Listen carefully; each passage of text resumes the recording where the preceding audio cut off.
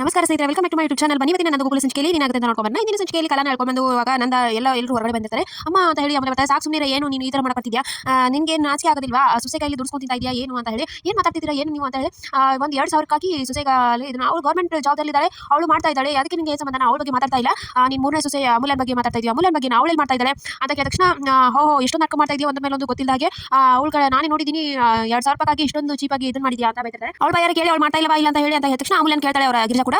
ಹೌದು ಅಂತ ಅವ್ರು ಹೇಳ್ತಾ ಇರೋದು ನಿಜ ಅಂತ ತಕ್ಷಣ ನನಗೆ ಶಾಕ್ ಆಗುತ್ತೆ, ಗಿಜಾ ಕೂಡ ಶಾಕ್ ಆಗುತ್ತೆ. ಆವಾಗ ನೋಡು ಗೊತ್ತಿಲ್ವಾ, ಇದು ಇಷ್ಟಲ್ಲಿ ಸಾಲದೆ ಒಡವೆ ಬೇರೆ ಕೊಟ್ಟಿದ್ದು, ಒಡವೆ ಬೇರೆ ನುಂಗಿ ನೀರು ಕೊಡ್ತಾ ಇದ್ದಾರೆ, ಅದು ಸಾಲ್ತಾ ಇಲ್ಲ ಅಂತ ಇವಾಗ 2,000 ಟ್ಯೂಷನ್ ಕಳಿಸ್ತಾ ಇದ್ದಾನೆ ನಿಮ್ಮ ಮಾಮ ಅಂತೆಲ್ಲ ಬೈತಾರೆ. ಏನು ಮಾತಾಡ್ತಿದ್ದೀರಾ ಏನು ನೀವು ಅಂತ ಹೇಳಿ ಕೇಶವ ಕೂಡ ಹೇಳಿದಾಗ ಹೌದು ಈಗ ಒಡವೆ ಕೂಡ ಎಲ್ಲ ಕೊಟ್ಟಿದ್ದಾಳೆ, ಹಾಗೆ ಮದುವೆ ಆಗುವಾಗೂ ಓಡೋಗ್ಬೇಕಾದ್ರೂ ಅವಾಗ ಒಡವೆ ಎಲ್ಲ ಎಲ್ಲಿಟ್ಟಿದ್ದೀರಾ ಏನು ಅಂತೆಲ್ಲ ಬೈತಿರ್ತಾರೆ. ಆವಾಗ ಗಿರಿಜಿ ಏನು ಮಾತಾಡ್ತಿದ್ದಾರೆ ಇವರು, ಹೌದ್ರಿ ಬ್ಯಾಂಕಲ್ಲಿ ಇದೆ ಅಂತ ಹೇಳಿ ಗಿರಿಜಾ ಹೇಳ್ತಾರೆ.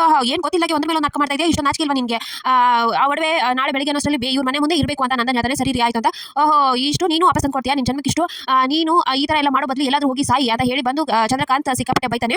ಇನ್ನು ಏನು ಇಲ್ಲೇ ಮುಖ ನೋಟ ನಿಂತಿದ್ಯಾ, ಹೋಗು ಒಳಗಡೆ ಅಂತ ಹೇಳಿ ಚಂದ್ರಕಾಂತ್ ಬೈತಾನೆ. ಆಮೇಲೆ ಇವ್ರ ಮುಂದೆ ಏನಿಲ್ಲದು ಅಂತ ಸೂರ್ಯಕಾಂತ್ ಎಲ್ಲರೂ ಹೋಗ್ತಾರೆ. ಅವಾಗ ಮೀನಾಗೆ ಹುಲ ನಿಂತಿರ್ತಾರೆ. ಆಮೇಲೆ ಒಳಗಡೆ ಬಂದ ತಕ್ಷಣ ನನ್ನ ಮನೆಯಲ್ಲಿ ಯಾಕೆ ಈ ಥರ ಮಾಡಿದ್ಯಾ, ನಿಮ್ಗೆ ಎಷ್ಟು ಸರಿ ಹೇಳಿದೀನಿ, ಮಾವ ಎಷ್ಟು ಸರಿ ಹೇಳಿದರೆ ಮಾಡಬೇಡ ಈ ಥರ ಎಲ್ಲ ಆಗುತ್ತೆ ಅಂತ, ಆದ್ರೂ ನೀವು ಯಾಕೆ ನನ್ನ ಮುಂದೆ ಇದನ್ನೆಲ್ಲ ಹೇಳಿಲ್ಲ, ಎಷ್ಟೊಂದೆಲ್ಲ ಹೇಳ್ತೀಯಾ ಅಂತ ಹೇಳಿ ಗಿರ್ಷಕ್ಕೆ ಎತ್ತಾರೆ. ಅಷ್ಟರಲ್ಲಿ ಒಳಗೂ ಕೂಡ ಬೈತಾನೆ, ಯಾಕೆ ನಿನಗೆ ಅಂತ ಏನು ಅರ್ಜೆಂಟ್ ಇದೆ, ನನ್ನ ಸಲುವಾಗಿ ನೀನು ಇದನ್ನೆಲ್ಲ ಮಾಡ್ತಿದ್ಯಾ ಅನ್ನೋ ಕೊಡಬೇಡ, ನಿಂದೇನೋ ಖರ್ಚಿಗಾಗಿ ನೀನು ಹೋಗ್ತಾ ಇದೆಯಾ ಅಷ್ಟೇ ಅಂತ ಒಳಗ ಕೂಡ ಬೈತಾನೆ. ಅಷ್ಟರಲ್ಲಿ ಮೀನಾ ಇದ್ರಲ್ಲಿ ಏನು ತಪ್ಪಿದೆ, ಅವಳು ಇದು ಮಾಡಕ್ಕೆ ಅವಳಿಗೆ ಅನಿವಾರ್ಯ ಪರಿಸ್ಥಿತಿ ಇತ್ತು, ಅವಳಿಗೆ ಇದು ಮಾಡಿದ್ದೆ ನಾನು ಅಂತ ಹೇಳಿ ಮೀನಾ ಹೇಳ್ತಾ ಇದೆಯಾ ಮೀನಾ ನೀನು ಅಂತ ಕೇಳ್ತಾನೆ. ಅಷ್ಟರಲ್ಲಿ ಎಲ್ಲರೂ ನನ್ನ ಕೂಡ ಶಾಕ್ ಆಗ್ತಾನೆ.